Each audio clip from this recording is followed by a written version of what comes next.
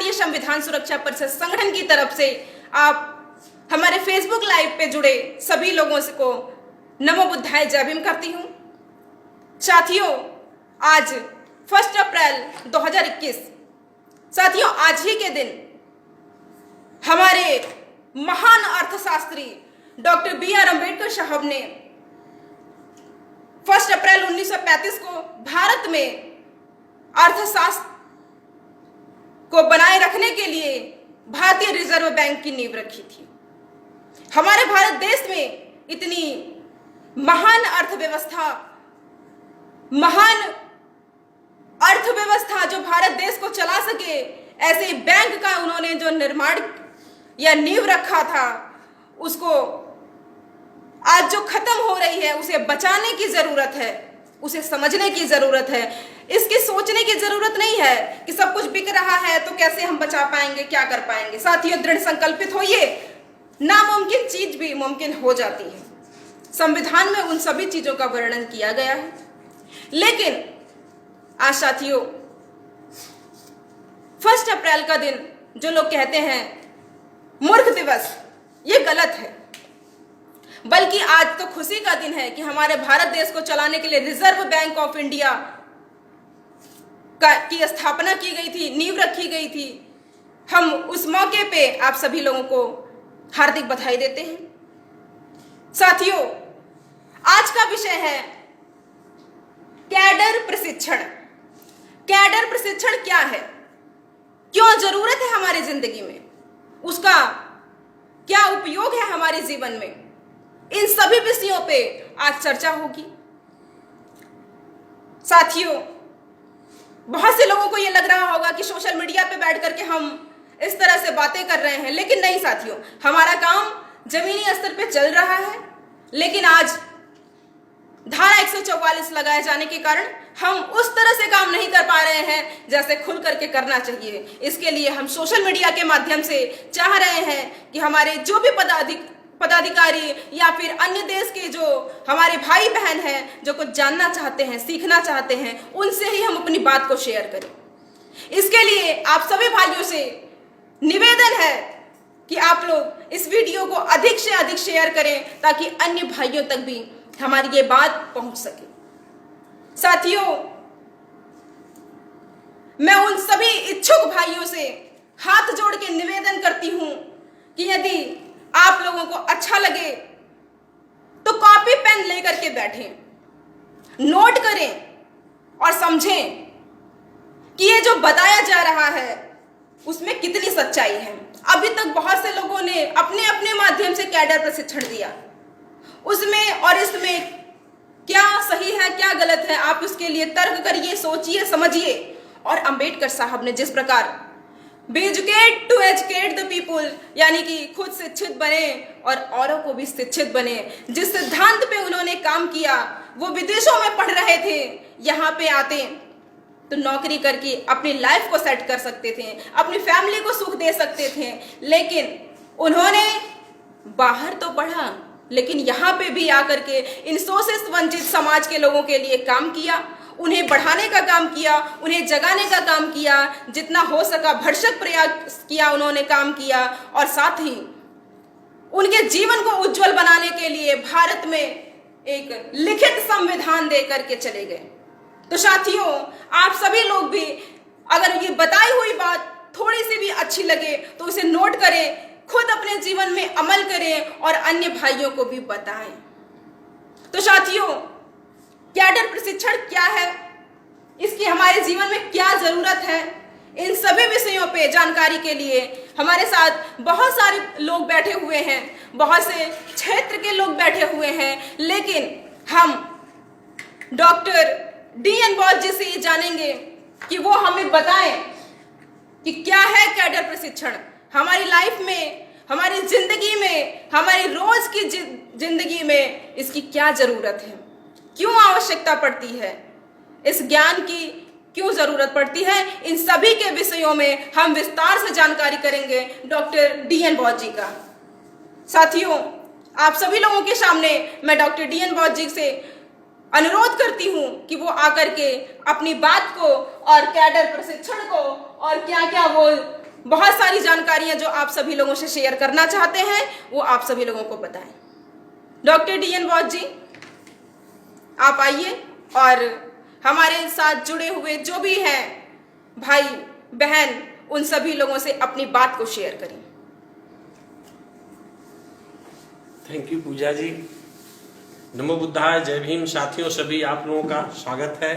आज के दिन हमारे देश में अर्थव्यवस्था को मजबूत करने के लिए, सुदृढ़ अर्थव्यवस्था बनाए रखने के लिए डॉक्टर BR अम्बेडकर साहब ने 1 अप्रैल 1935 को रिजर्व बैंक ऑफ इंडिया की स्थापना का नींव रखी। और इतनी बड़ी अर्थव्यवस्था होने के बावजूद भी हमारी अर्थव्यवस्था चरमराई क्यों है, इसके लिए हम ही जिम्मेदार हैं। हम का मतलब इस देश का नागरिक जिम्मेदार है, इस देश का प्रतिनिधित्व, जनप्रतिनिधित्व प्राप्त व्यक्ति जिम्मेदार है, इस सिस्टम का वह हर व्यक्ति जिम्मेदार है जिसकी वजह से सिस्टम ध्वस्त हो रहा है। यह बात समझने की जरूरत है साथियों। आज अभी आपके सामने पूजा जी ने आपको जो भी बातें बताई, इसको अमल करिए और जो भी कमियां हो, जो भी अच्छाइयां हो, उसको शेयर करिए। साथियों, कैडर के बारे में जानना है आपको। एक वक्तव्य है कैडर प्रशिक्षण। 2 शब्द है कैडर। प्रशिक्षण मीन्स होता ट्रेनिंग, और कैडर, कैडर का मतलब है क्यों कैडर की जरूरत पड़ी। एक क्वेश्चन आता है कि कैडर की जरूरत आखिर क्यों पड़ती है। साथियों, कैडर की प्रशिक्षण की जरूरत तब पड़ती है जब व्यक्ति अपने व्यक्तित्व को निखारने के लिए, अपने कार्य को अच्छे ढंग से करने के लिए, अच्छे मार्ग एडॉप्ट करने के लिए, अच्छे गुणों की वृद्धि करने के लिए और अपने अंदर छुपी हुई प्रतिभा को जगाने के लिए जो बातें एक दूसरे से शेयर होती है मार्गदर्शन के रूप में, इसको कहते हैं कैडर। लेकिन इस कैडर की जरूरत क्यों पड़ी। हमारे देश में इतने बड़े बड़े विद्वान आए, इतनी बड़ी सारी व्यवस्था होने के बाद हमारे देश में विषमता फैलती जा रही है। इस विषमता को समता लाने की जरूरत है। इसलिए हमें कैडर की जरूरत पड़ती है कि हर व्यक्ति विषम क्यों होता जा रहा है, गलत क्यों होता जा रहा है, और जो मजलूम है, गरीब है, वंचित हैं, उन्हीं को दबा रहे हैं, उन्हीं से उनका अधिकार छीन रहे हैं। इसलिए हमें सम्यक कैडर की जरूरत पड़ती है। वह कैडर किस तरह से दिया जाता है, वह ट्रेनिंग किस तरह से होती है, इसके बारे में आप लोगों के सामने कुछ मार्गदर्शन करना है, जानना जरूरी है। कैडर का मतलब होता है लेवल ऑफ नॉलेज। साथियों, कैडर का असली अर्थ होता है लेवल ऑफ नॉलेज, किसी भी स्तर का ज्ञान। साथियों, अक्सर आप लोग देखे होंगे कि BIP, अक्सर आपने कहा कि A cadre, B cadre, C cadre और D कैडर। अक्सर आप प्रशासनिक अधिकारी, प्रशासनिक सेवा में या मंत्री, मंत्रालय या जो भी अधिकारीगण होते हैं देश के, वह एक लेवल ऑफ नॉलेज होता है। उनके अंदर एक क्षमता होती है, धारण शक्ति होती है, क्रियाशैली होती है, कि वह एडाप्टेशन होता है, कि वह इन परिस्थितियों में भी जो हायर कैडर का होता है, जिसकी सोचने की, समझने की कार्यशैली मजबूत होती है, वह व्यक्ति A कैडर में आता है। जो उससे मध्यम होता है, जिसको हम गस्टेड कहते हैं, B कैडर के लोग होते हैं, वो प्रमाणित करते हैं किसी भी चीज को। उनका स्तर उन IAS, PCS बड़े अधिकारियों से, मंत्री नेताओं से उनका कम होता है, इसलिए वो सेकंड कैडर में आते हैं, जिसको B कैडर कहते हैं। तीसरा होता है C कैडर का मतलब होता है कि वह कर्मचारी लोग होते हैं, वह व्यक्ति होते हैं जो उस व्यवस्था को न तो नीचे न ऊपर के जानते हैं, मिडिल की चीजें, जिसको क्लर्कियल स्टाफ कहते हैं, जिसको हम जो है स्टोनो स्टाफ कहते हैं, जो हमारा मैनेजिंग काम करते हैं, यह व्यक्ति हमारे C कैडर में आते हैं। और D कैडर का व्यक्ति होता है जो नीचे स्तर का होता है, जिसका लेवल ऑफ नॉलेज, उसकी शिक्षा की, उसकी एक्सपीरियंस बहुत ही कम होता है, वह व्यक्ति डी कैडर में आता है। यह सारी चीजें उसके डिपेंड ऑफ नॉलेज, उसके ज्ञान के अस्तित्व को नापने के लिए उसका एक कैडर डिसाइड होता है। यह असली चीज है। वह कैडर प्राप्त करने के लिए हमें ट्रेनिंग होती, प्रशिक्षण। वह प्रशिक्षण हमें हमारे योग्यता, हमारे कार्यशैली के अनुसार हमें प्रदान होता है, प्राप्त होता है, और हम प्रयास करते हैं कि हम ऊपर की तरफ इंक्रीज करें। जैसे जैसे व्यक्ति का अनुभव बढ़ता है, साथियों, आज जैसे कोई भी बच्चा प्राइमरी में पढ़ता है तो वह लोअर स्तर का होता है, लेकिन वही लोअर स्तर अपने एक एक स्टेप, एक एक सीढ़ियां चढ़ते चढ़ते वह हायर कैडर में पहुंच जाता है। यह है व्यक्ति का एक स्पेशल ज्ञान। साथियों, कुछ जनरल प्लेसों पे जो कैडर होते हैं, ज्ञान की जो प्रशिक्षण होता है वो मास बेस, कहीं ऐसे प्लेस पर जहां बहुत सारे मास बैठा हो, गैदरिंग हो, वहां पर जो प्रशिक्षण दिया जाता है वह मास बेस कैडर होता है। दूसरा है ब्रॉड बेस, ऐसे ब्रॉड बेस पर कि ऐसे टॉपिक हो जिसका टॉपिक ब्रॉड हो और जिसका यूनिवर्सल हो, जिस ज्ञान और विज्ञान की पूरे विश्व को जरूरत हो, पूरे देश, हर व्यक्ति को जरूरत हो, जिसका ब्रॉड स्पेक्ट्रम हो, वह कैडर ज्ञान का स्तर ब्रॉड बेस कहलाता है। अब कुछ ज्ञान जनरल होता है जिसकी लेवल ऑफ नॉलेज मिडिल होता है, जिसे हर व्यक्ति को ज्ञान की जरूरत होती है, क्योंकि जो बी और डी ए कैडर के होते हैं उस ज्ञान को सी की जरूरत नहीं होती है, इसलिए वह व्यक्ति उस लेवल तक उसका नॉलेज होता है तो वह वहां तक मैनेज करता है। तो ये आता है जनरल कैडर। जनरल ज्ञान की कहते हैं ना, जीके पढ़ना, जनरल अध्ययन, तो उसको जनरल कैडर कहते हैं। आगे है चौथा स्पेशल कैडर। स्पेशल कैडर का मतलब स्पेशल टॉपिक, स्पेशल सब्जेक्ट पर, स्पेशल वर्क पर जो कार्य करके जो प्रशिक्षण दिया जाता है। कोई टॉपिक लिया गया, चाहे मान लीजिए डॉक्टर का है, चाहे इंजीनियरिंग का है, चाहे वकील का है, या लॉयरी है, किसी भी तरह का, या सामाजिक धार्मिक ज्ञान की जो चर्चा होती है, जो स्पेशली टॉपिक वाइज होती है, वह आपका कैडर होता है स्पेशल कैडर। और एक कैडर होता है जो फाइनल डिसीजनेबल कैडर होता है, ऐसा कैडर जो फाइनल हो, जो व्यक्ति को एकदम निर्णायक स्थिति पर ला के रखे, पिन पॉइंट पर, जिसको हम डीके कहते हैं, डीप नॉलेज। वह व्यक्ति व्हाट हैपेंस सबका ज्ञान दे सके, एकदम डीप नॉलेज हो, एकदम स्पेशली उसको फाइनलाइज कैडर होता है जिस पर वो डिसीजनेबल हो, वह आपके सही तर्कों का जवाब दे सके। ऐसे कैडर दे करके लोगों को लेवल ऑफ नॉलेज प्रदान किया जाता है। यह व्यक्ति को शिक्षण और प्रशिक्षण के माध्यम से होता है, ट्रेनिंग दी जाती है। वह व्यक्ति के उसके ग्रेप्स के अनुसार होता है, धारण करने की क्षमता के अनुसार उसको दिया जाता है। साथियों, अगर व्यक्ति यह प्राप्त कर लिया, कैडर प्राप्त करने के बाद आप उसका परीक्षण कैसे करेंगे कि व्यक्ति कैडराइज है, यह व्यक्ति प्रशिक्षित है, या यह व्यक्ति दिशावान है, दिशा प्राप्त कर लिया है। आज हमारा देश, अगर देश का संवैधानिक व्यवस्था डिस्टर्ब हो रही है तो साथियों, आपके लोग या इस देश के लोग सम्यक कैडराइज नहीं है, सम्यक प्रशिक्षित नहीं है, विषमतावादी सोच है। समतावादी सोच में देश का विकास होता है, अर्थव्यवस्था का विकास होता है, लोगों का मानसिक स्तर का विकास होता है, सामाजिक स्तर का विकास होता है, इन्वायरमेंटल विकास होता है, इंजीनियरिंग से लेकर के डॉक्टर से लेकर के एवरीबॉडी डेवलपमेंट जो होता है वह एक कैडर के माध्यम से होता है, प्रशिक्षण के माध्यम से। तो साथियों, कैडराइज पर्सन को कि क्या लक्षण होंगे, कैसे पहचानेंगे? तो साथियों, जो कैडराइज पर्सन होता है वह व्यक्ति अपने आप में खुद निखरे, अपने आप को खुद देखे कि क्या हम कैडराइज हैं, क्या हम प्रशिक्षित हैं, क्या हमें किसी लेवल का नॉलेज है, हम क्या ये स्तर का ज्ञान सोच पा रहे हैं, क्या हम इस स्तर को अपनी चीज को अडॉप्ट कर पा रहे हैं, क्या हम उस चीज को सही मार्गदर्शन दे पा रहे हैं, या कोई व्यक्ति कुछ हमसे कह रहा है, क्या हम उसको डिफाइन कर पा रहे हैं। इस बात को समझने के लिए आदमी अपने में तर्क करे। तो साथियों, गुड मैसेंजर्स, जब व्यक्ति अच्छा मैसेंजर होना चाहिए, यानी कोई भी चीज अगर देश के हित में हो, समाज के हित में हो, तो उसे समाज को बताने वाला होना चाहिए। साथियों, मान लीजिए कि किसी ऐसे ज्ञान से जनमानस का कल्याण हो, देश का विकास हो, तो उसको मैसेज देने वाला यानी अर्थात अच्छा मीडिया कर्मी हो, अच्छा माध्यम से अच्छे से प्रेजेंट लोगों तक पहुंचाने का जिसके अंदर मैसेंजर होगा, अच्छा मैसेज पहुंचाएगा, वही पत्रवाहक होना चाहिए, विचारवाना होना चाहिए। तो आप परख लेंगे कि कोई भी अच्छी बात है तो औरों को जरूर बताने वाला होना चाहिए। अगर बताने वाला नहीं है तो कैडराइज नहीं है किसी भी हाल में।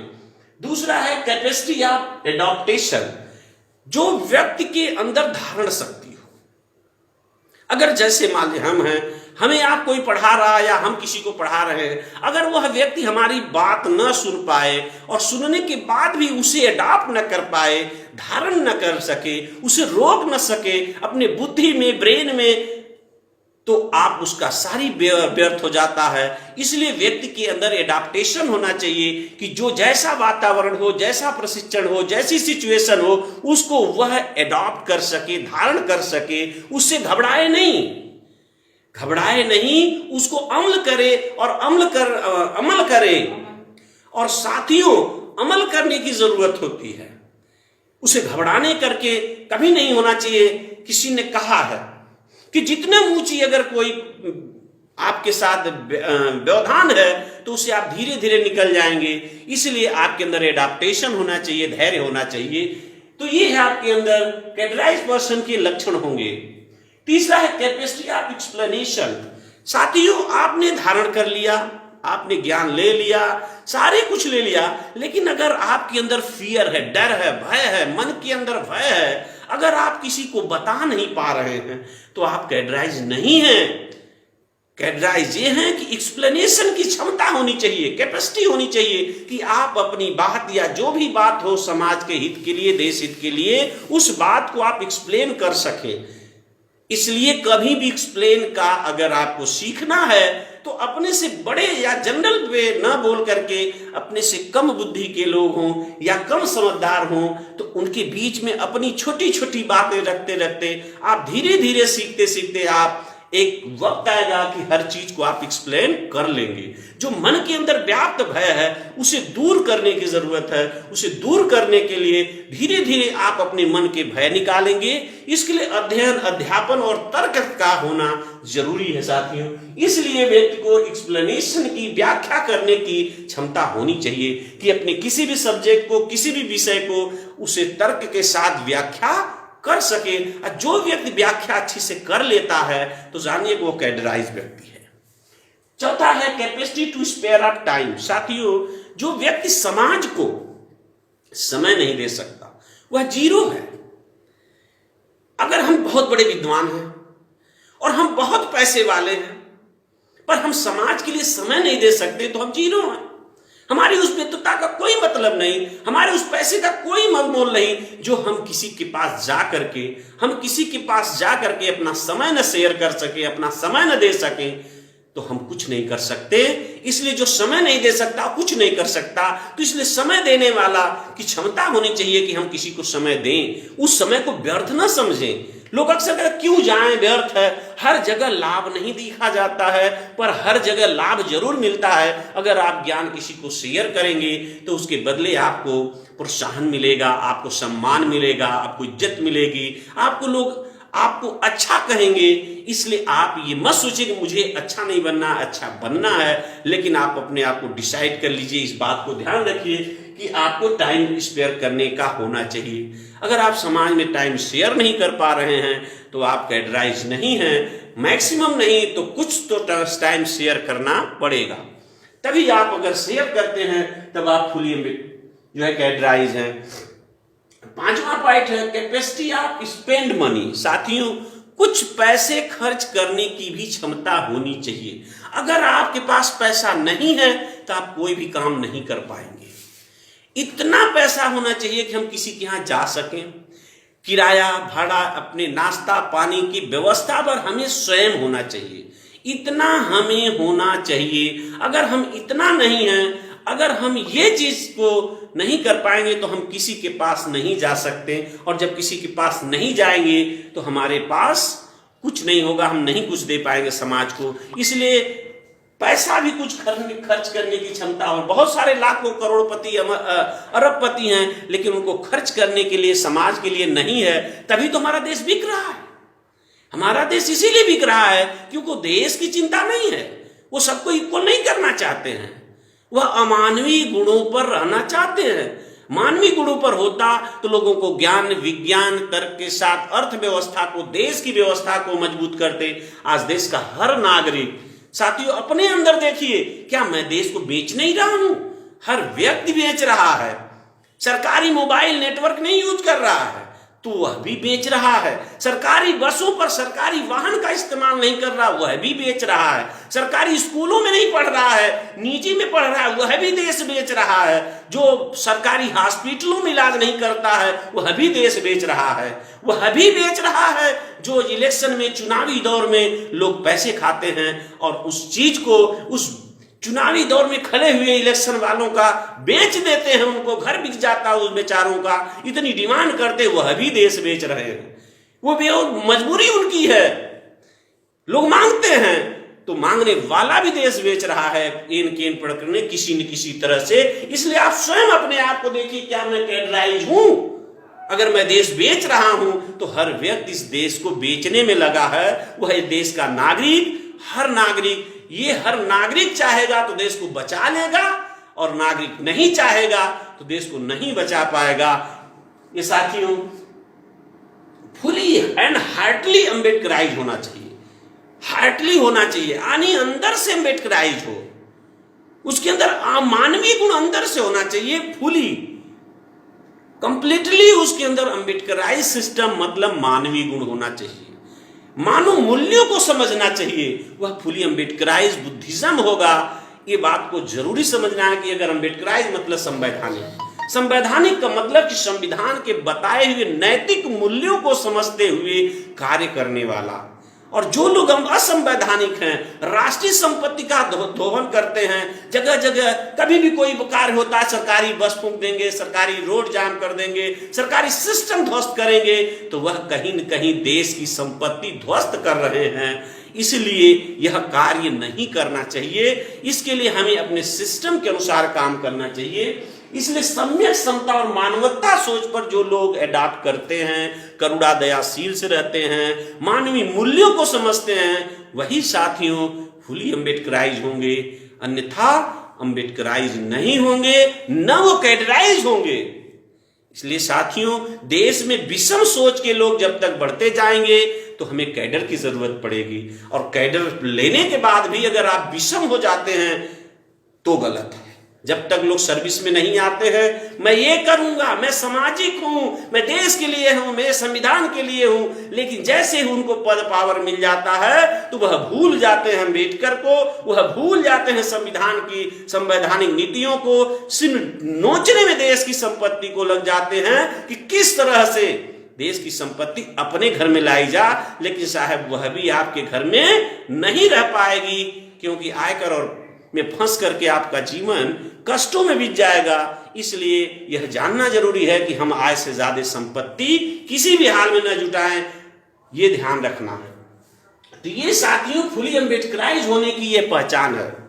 साथियों एक वक्त आता है समझ में, आप लोगों को अक्सर फेसबुक व्हाट्सएप पर सब लोग लिख देते हैं कि ये उसकी बुराई कर रहे हैं, जब देखो तो यही लिख देते हैं वो इनकी बुराई कर रहे हैं। साथियों बुराई सिर्फ बुराई हमेशा इंडिविजुअल व्यक्ति की होती है, एक से मित्र की, दोस्त की होती है एक दूसरे की बुराई। लेकिन जो व्यक्ति समाज में सामाजिक प्लेस पर पहुंच गया है, चाहे वो राजनीति हो, चाहे समाज नीति हो, चाहे धर्म नीति हो, चाहे वो किसी भी तरह की एजुकेशनल नीति, किसी भी प्लेटफॉर्म पर जो सामाजिक प्लेस हो, सार्वजनिक प्लेस पर अगर कोई व्यक्ति पहुंच गया और वह व्यक्ति पहुंचने के बाद अगर गलत काम कर रहा है तो उस गलत काम करने वाले को जो भी बात बोली जाए उसे आलोचना कहते हैं। उस गलत करने वाले को आलोचना कहते हैं, वह बुराई नहीं है। वही आलोचना इसलिए वो करता है कि अगर वह व्यक्ति आलोचना को स्वीकार ले और उस पर विवेचना कर ले तो वह विवेचना यानी विचार करे कि क्या मैं सही हूं या गलत हूं, क्यों मुझे लोग बोल रहे हैं। अगर मुझे लोग बोल रहे हैं तो मैं विवेचना करूं, अगर मैंने विवेचना कर लिया तो विवेचना करने के बाद अपने अंदर छुपी हुई गंदगी को हटा के वह समालोचना करेगा, और जब समालोचना करेगा तो स्वाभाविक है कि उसे जनता स्वीकार लेगी, उससे कहेगी कि यह व्यक्ति सही है जो अपनी गलती स्वीकार लिया। कहते हैं ना, जो गलती नहीं करता है, जो गुस्सा नहीं करता है, वो गलती नहीं करता, उसे मुर्दा कहते हैं। और जो गलती करके गलती को स्वीकार ले वो इंसान होता है, और जो गलती करने वाले को माफ कर दे उसे भगवान कहते हैं। वह मानव हो जाता है, महामानव हो जाता है। इस बात को साथियों समझने की जरूरत है। इसलिए तथागत भगवान बुद्ध ने भी कहा कि सुनिए, गुनिए तब धुनिए। किसी भी वाणी को सुनिए तो उसके बाद विवेचना करिए, मनन करिए, तब जाके उसको इम्प्लीमेंट करिए, धुनिए। साथियों, यह जानना जरूरी है, इस बात को समझना जरूरी है। इसलिए कैडर की जरूरत पड़ती है साथियों। किसी भी कैडर का इसलिए जरूरत पड़ती है कि हमें सम्यक रूप से मिशन को आगे बढ़ाने के लिए। मिशन क्या होता है? मिशन हमेशा मिशनरी शब्द से बना है। धार्मिक चीजों पर धार्मिक लगाव होना चाहिए। धार्मिक लगाव होने के कारण व्यक्ति का आगे कार्यशैली बढ़ती है। यह जानना जरूरी है साथियों। इसलिए मिशन क्या है? मिशन हमेशा धार्मिक होता है, सामाजिक और राजनीतिक। मिशन हमेशा धार्मिक होता है। धार्मिक उद्देश्यों की पूर्ति के लिए, लक्ष्य की पूर्ति के लिए जितने भी समाज में कार्य किए जाते हैं वह कार्य हमेशा मिशन कहलाते हैं। और मिशन कार्य करने वाला व्यक्ति चतुर होता है, समर्पित होता है। वह व्यक्ति अपने लाभ से ज्यादा समाज के लाभ के सोचता है, मानवीय मूल्यों को सोचता है। यह जानना जरूरी है साथियों।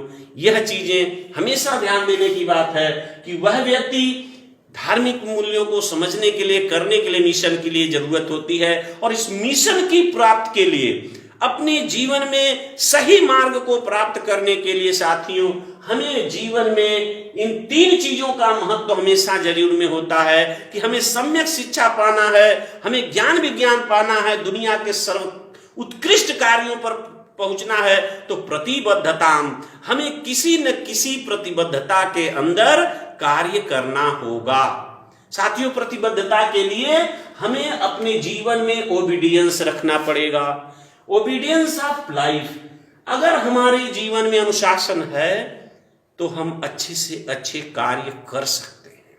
बिना अनुशासन के कभी भी हम किसी लक्ष्य को प्राप्त नहीं कर सकते, किसी भी उद्देश्य की प्राप्ति नहीं कर सकते। इसलिए हमें अनुशासित होना जीवन में बहुत ही जरूरी है। दूसरी बात है डेडिकेशन।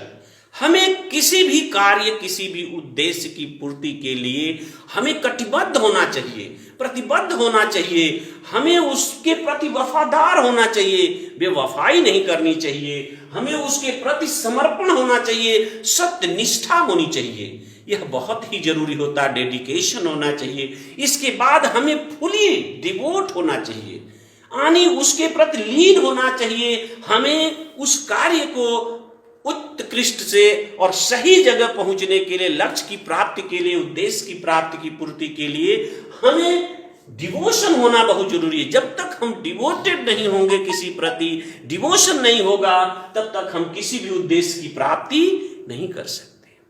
साथियों, इस कार्य के लिए आज हमारे समाज में, देश में ये हालात है कि साथियों, मिशन की पूर्ति के लिए हमें समाज की जरूरत होती है। और समाज का ही कुछ अंश, जब वह व्यक्ति कमीशन के पीछे पड़ जाता है, पैसा कमाने के लिमिट से ज्यादा कमाने के पीछे पड़ जाता है, तो उसे कमीशन कहते हैं, उसे व्यापार कहते हैं। वह व्यक्ति, चालाक लोग करते हैं, चालाक लोग हमेशा कमीशन की बात करते हैं। व्यापार की बात होती है, बिजनेस की बात होती है, वहां कमीशन हो जाता है। हमेशा देश में जो राजनीति होती है, किसी भी देश की राजनीति होती है, वह हमेशा जो है सामाजिक होती है, कार्य करने के लिए होती है। अपनी जीविका और संपत्ति बढ़ाने के लिए राजनीति कदापि नहीं की जाती है, क्योंकि राइट टू वोट यही कहता है कि देश की सेवा के लिए काम किया जाता है, वह नेता कहलाता है। वही जीवन में उसके कार्य करने के लिए योग्य होता है। लेकिन आप समझ सकते हैं कि देश की यह व्यवस्था जो डैमेज हो रही है, यह नेता लोग न होने के कारण,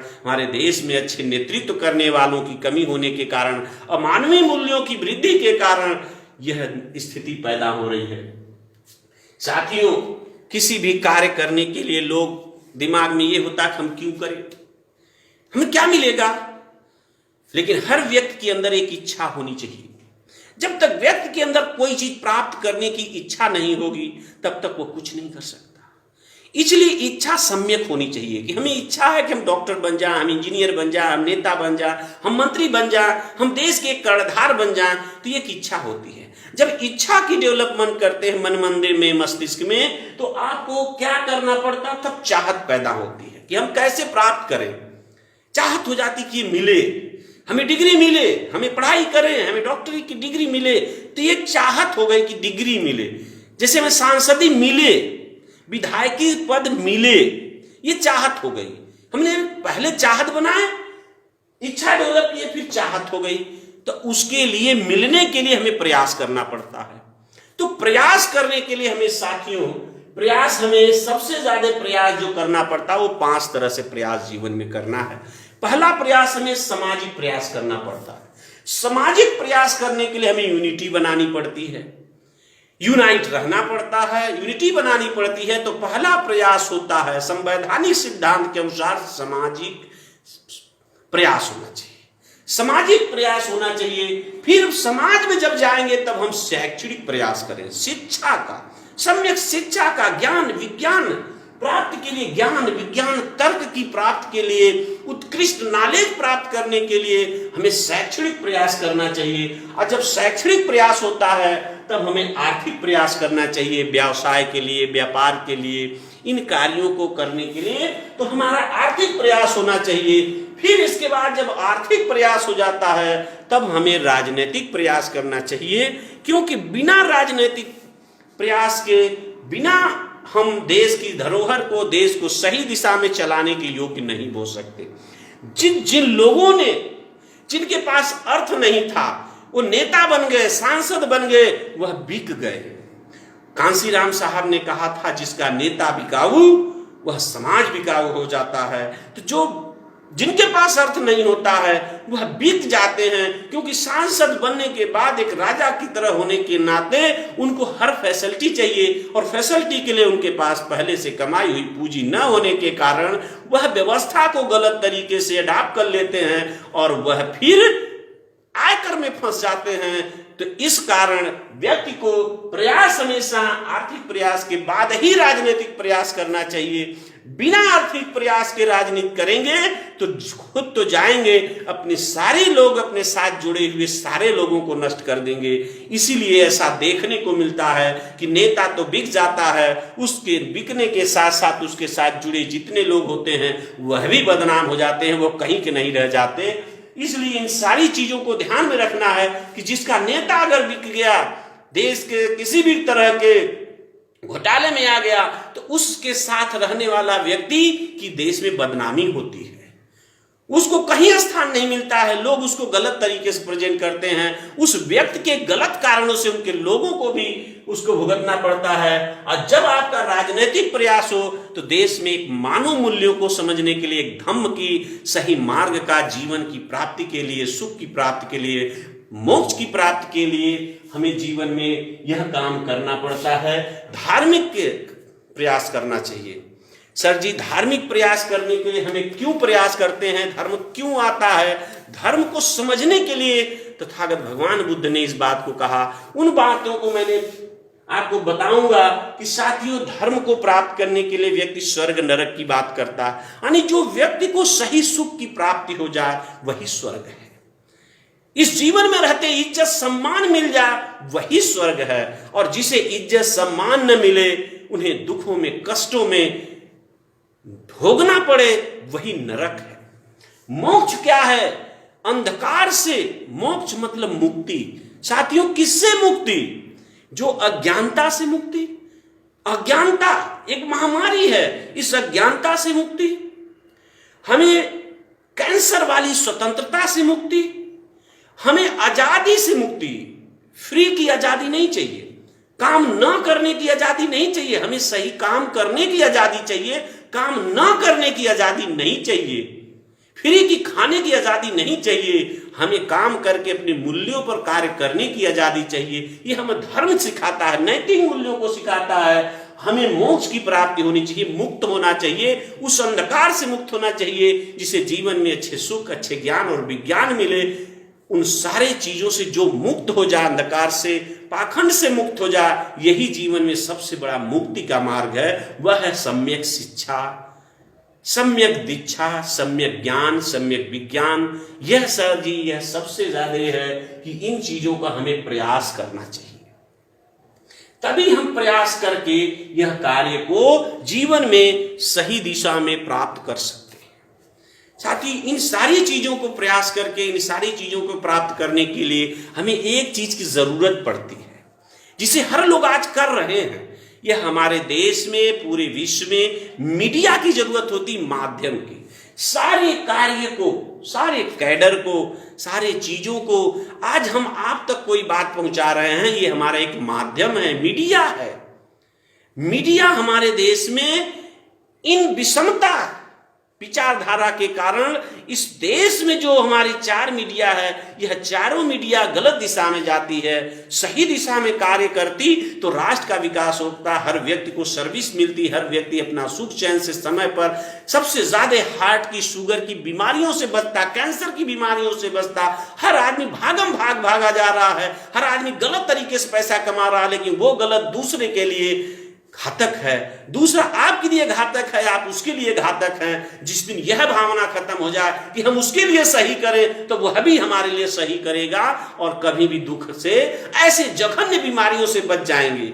ऐसी मानसिक बीमारियां होती जा रही हैं, एक डॉक्टर होने के नाते बता रहा हूं कि जो दवाइयों से भी कंट्रोल नहीं हो रहा है, असाध्य बीमारियां होती जा रही हैं। इसके लास्ट में कैंसर, तरह तरह की बीमारियां हो रही हैं, आप देख ही रहे हैं, समझ रहे हैं। तो इसलिए इन चीजों से बचने के लिए हमें इस मीडिया का बहुत सही तरीके से होना जरूरी है। मीडिया चार तरह की होती है साथियों। इलेक्ट्रॉनिक मीडिया, इलेक्ट्रॉनिक मीडिया जैसे टीवी है, आप जो नेटवर्क के माध्यम से तरह तरह के आपके मोबाइल है, टीवी है, फेसबुक है, ट्विटर है, इंस्टाग्राम है, इत्यादि जितने भी हमारे इलेक्ट्रॉनिक मीडिया हैं, मोबाइल है, कंप्यूटर है, ये जितने भी चीजें हमारे हैं, ये इलेक्ट्रॉनिक मीडिया का काम करते हैं, जिससे हम बहुत कम समय में अधिक से अधिक बातों को शेयर करते हैं। दूसरा मीडिया है जो प्रिंट मीडिया है।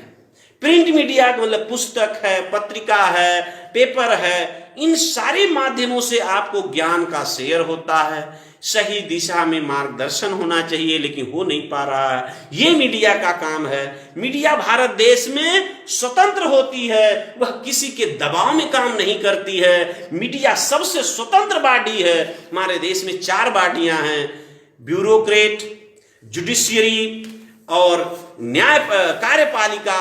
यह तीनों तो संविधान के अंडर में काम करती हैं और तीनों को सही मार्ग दिखाने का काम हमारी मीडिया करती है। लेकिन दुर्भाग्य यह है कि तीनों तो तीनों संविधान में रहते हुए गलत है, लेकिन जो सही था वो उसमें विलीन हो गया है। इसलिए मीडिया सही काम नहीं कर रही है, इसलिए हमारे देश की व्यवस्था डिस्टर्ब हो रही है। मीडिया स्वतंत्र है, लेकिन उस मीडिया के अलावा हमारे देश में दो मीडिया और थोप दी गई है, जो बड़ी खतरनाक मीडिया है। वह गलत मीडिया का प्रचार हो रहा है। जो तीसरी मीडिया है, लाउड स्पीकर के माध्यम से, माइक के माध्यम से, मंच पर लोगों को बोल करके तरह तरह के प्रयास करते हैं। यह लाउड स्पीकर, माइक और मंच मीडिया होती है, जिससे लोगों को सही मार्गदर्शन, ज्ञान दिया जाता है। चौथी मीडिया सबसे मजबूत मीडिया होती है, जो माउथ टू माउथ प्रचार करते हैं, जिसे बाबा कहते हैं, मौलवी कहते हैं, भगवा कहते हैं, जो भी तरह तरह के अपने अपने धर्मों के अनुसार लोग करते हैं। यह उनका एक मीडिया है जो सबसे स्ट्रांग मीडिया है, जिस पर लोग सबसे ज्यादा विश्वास करते हैं, क्योंकि वह आपके सामने डबल एनर्जी से, डबल तरीके से, गोपनीय तरीके से आपको डिस्टर्ब करते हैं। यह सबसे मीडिया खतरनाक है।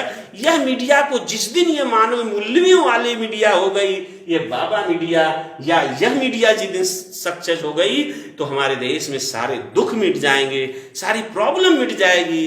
लेकिन समस्या है कि इस चीजों को हमें समझना होगा। साथियों, इतने सारे कैडर के बाद एक सबसे बड़ी प्रॉब्लम आती है, बहुत कम समय बताऊंगा। एक सबसे बड़ा शोषित वंचित समाज क्या है, शोषक कौन है, बस ये चीज को समझना होगा साथियों। शोषक कौन है, शोषित कौन है और शासक कौन है। शासक तो संवैधानिक व्यवस्था में कोई भी हो सकता है, लेकिन सबसे खतरनाक कोई है तो शोषक है, जो किसी के अंदर दिलों की जो सुखों को शोषित कर लेता है, उनको कष्ट में डाल दे, वही शोषक है। जो किसी को भी कष्ट में डाल दे, किसी चलते हुए सीधे साधे आदमी को ठेस लगा दे, वही शोषक है। जो सही से सो रहा है उसको भी जगा दे, गलत तरीके से निधि भंग कर दे, निद्रा भंग कर दे, उसका सुख चैन जो डिस्टर्ब कर दे वो शोषक होता है। जो मानवीय मूल्यों को डिस्टर्ब कर दे वह शोषक कहलाता है। वह क्यों करता है?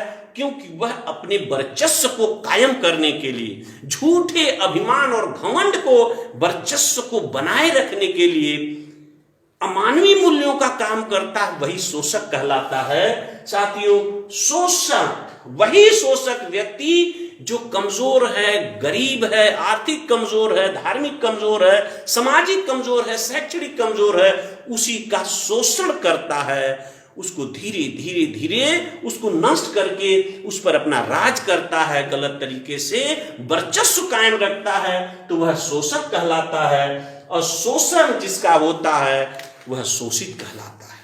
जिसका शोषण होता है वह शोषित कहलाता है। और शोषित हमेशा दलित का होता है। दलित कौन है साथियों? दलित दो तरह के होते हैं। दलित का मतलब होता दबे कुचले, जिनके विचारों को दबा दिया जाए, जिनके सोचने समझने की क्षमता को दबा दिया जाए, जिनके मानवीय मूल्यों को दबा दिया जाए, जिसके सुख चैन को दबा दिया जाए, वह दलित है। लेकिन दलित दो तरह के होते हैं। एक स्टेबल दलित होता है, एक अनस्टेबल होता है। स्टेबल दलित होता है वो मानसिक दलित होते हैं, और जो अनस्टेबल दलित होते हैं वो शारीरिक दलित होते हैं। शारीरिक रूप से जो बलपूर्वक किसी को दबा के काम करा लेता है, किसी को गाली दे करके करा लेता है, किसी को गाली दे के रोक देता है, ये अनस्टेबल है कि वह भी मजबूत हो गया, जवाब दे दिया तो वहां दलितपन खत्म हो जाता है। वहां अनस्टेबल है, वो लंबे समय तक नहीं चलता, क्योंकि एक व्यक्ति बलवान आज है कल गिरेगा,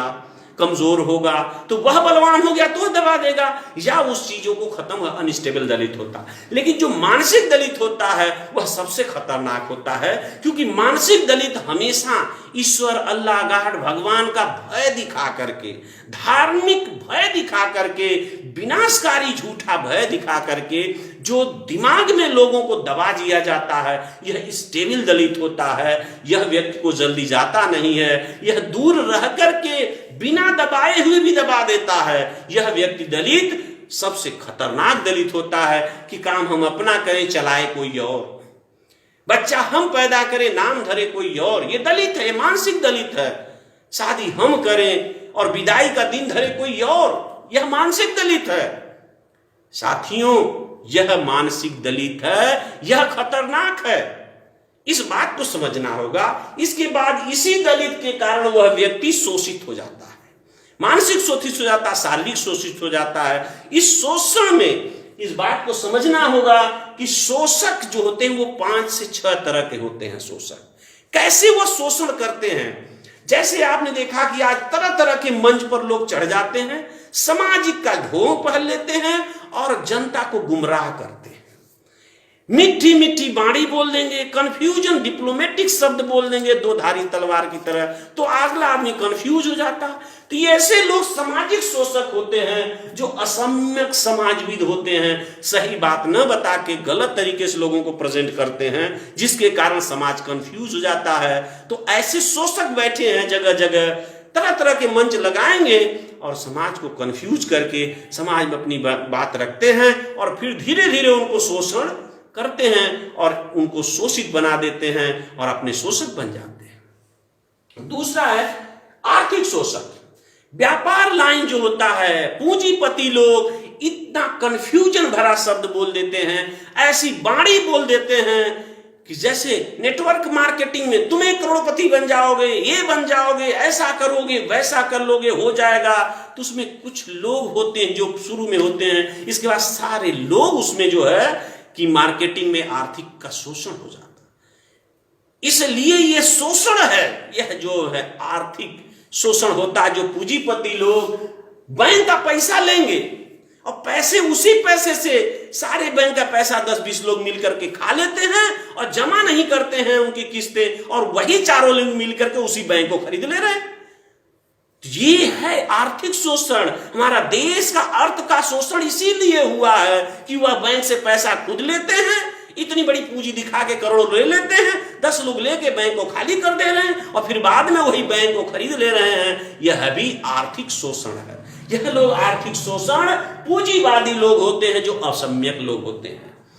तीसरा है कि शैक्षणिक शोषण। जिस गुरु पर हम विश्वास करके बच्चे को भेजते हैं कि बच्चा अच्छा पढ़ेगा, लेकिन उसे पढ़ाया क्या जा रहा है। अभी एक वीडियो आई थी, तो सिंपल बात है, पढ़ा रहे हैं कि मोर और मोरनी कभी संभोग नहीं करते, उनके आंसू पी लेते हैं तो बच्चे हो जाते हैं। साथियों, ऐसा है ही नहीं। ये मानसिक शैक्षणिक शोषण हो रहा है। उनके गलत पढ़ाया जाता है, उनको गलत शिक्षा दे दी जाती है।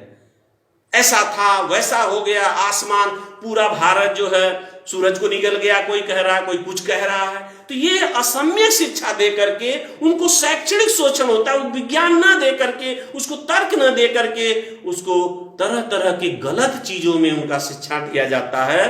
तो यह शैक्षणिक शोषक लोग होते हैं। यह असम्यक विषमतावादी गुरु लोग लोगों को कंफ्यूज करके गलत दिमाग में भर देते हैं। यह सो है गलत तरीके से ऐसे शोषक समाज में बैठे हैं, वो शैक्षणिक शोषक होते हैं। साथियों, चौथे तरह के हैं राजनीतिक शोषक। जो कूटनीतिक राजनेता होते हैं, मंत्री होते हैं, वो लंबी लंबी बातें करके देने की प्लान तो कर देते हैं। साथियों, देंगे कहां से? राष्ट्र के पास सब देते जाएंगे तो आने का सूरत तो पहले लाओ। कर्जा लेना, देश को कमजोर करना है। अरे पहले कर्जा लेने से पहले हमें देश की अर्थव्यवस्था को मजबूत करिए। जिसको दीजिए उससे पहले कहिए, भैया मैं दूं तो तुमको दूं कहां से, तुम भी तो मुझे दो। जैसे ये किसी को ज्ञान लेना है तो सूरज से ले।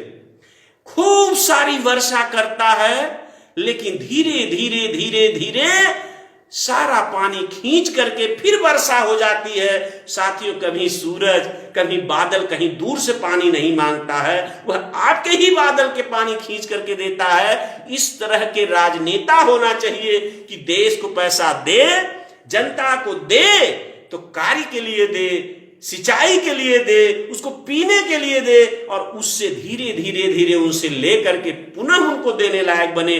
कर्जा भी देश से न ले, बाहर से कर्जा ना ले। सूरज कभी कर्जा नहीं लिया, लेकिन वो पूरा दे दिया।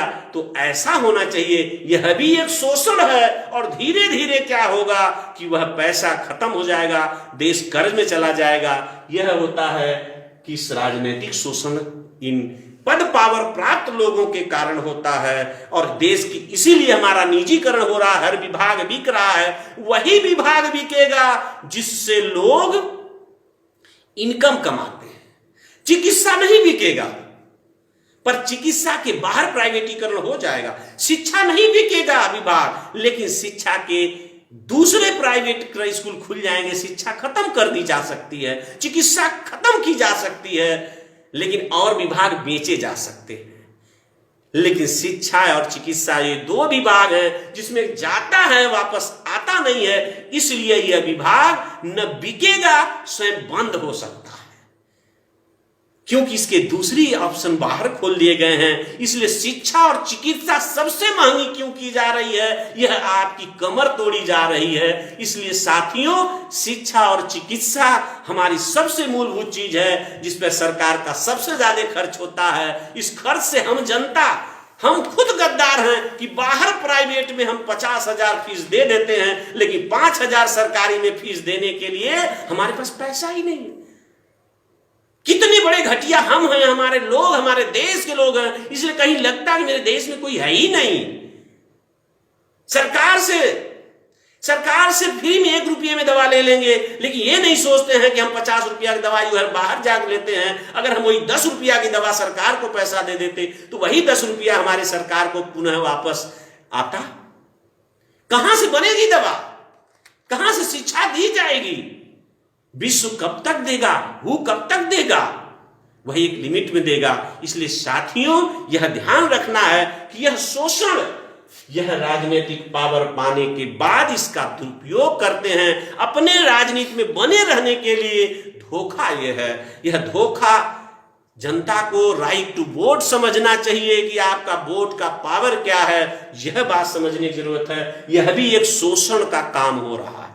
यह शोषक हैं, यह राजनीतिक शोषक लोग बैठे हैं जो आते हैं भिखारी बन करके और करोड़पति बन जाते हैं। यह भी शोषक का काम करते हैं। तभी तो गरीबों का पैसा शोषण करके उनके अरबपति खरबपति अनलिमिटेड पैसा विदेशों में जमा है। सारे नेताओं को देख लीजिए, कहां से है ये शोषण है। यही शोषक है, राजनीतिक शोषक। चौथा, धार्मिक शोषक। धार्मिक शोषक कैसे करते हैं? लोगों को तरह तरह भय भगवान का दिखा करके, अल्लाह गॉड ईश्वर का, उनसे लेते हैं कि हम भगवान तक पहुंचा देंगे, आपके माँ बाप मर गए हैं वहां तक पहुंचा देंगे। साथियों, यह भी एक धार्मिक शोषण है। व्यक्ति मर गया है, वह तो दुख कष्ट में है ही है, उसे और उसके कहें जो आदमी जिंदा होता तो 10 साल में तुम्हारा इतना खाना खाता, तुम्हारा इतना नुकसान करता, अरे उसका आप 10% दे दो, मैं उसको पहुंचा दूंगा, मुझे देते रहो, मैं पहुंचा दूंगा। साथियों, यह भी एक धार्मिक शोषण है। ये बहुत खतरनाक है। इसलिए ऐसे शोषक से बचने की जरूरत है। इन बातों को समझना है, तभी से आप शोषित और वंचित समाज नहीं कहलाएंगे। तब आप जाकर के एक सुपरविजन कहलाएंगे। आप रेशियल बनेंगे, आप रेस का घोड़ा बनेंगे, शेर बनेंगे। और शेर कभी आपस में नहीं लड़ाई करता। इन चीजों को समझना होगा साथियों। इसलिए हमारी अज्ञानता ही सबसे बड़ा हमारा विनाशक है, महामारी है। इसलिए सम्यक शिक्षा की जरूरत है। आज की हमारी गलती, हमारा भय, आज का किया हुआ असम्यक कार्य भविष्य की परंपरा बन जा रही है। यह हमारी खुद के अंदर व्याप्त भय का कारण है। साथियों, इन बातों को समझने के लिए आप लोगों ने समय दिया। इन बातों को समझिएगा। थोड़ा सा शब्द है कि साथियों, इन चीजों को समझते हुए, हमें इन बातों को समझते हुए आज की तारीख में हम आप लोगों को नमो बुद्धाय, जय भीम, जय भारतीय संविधान।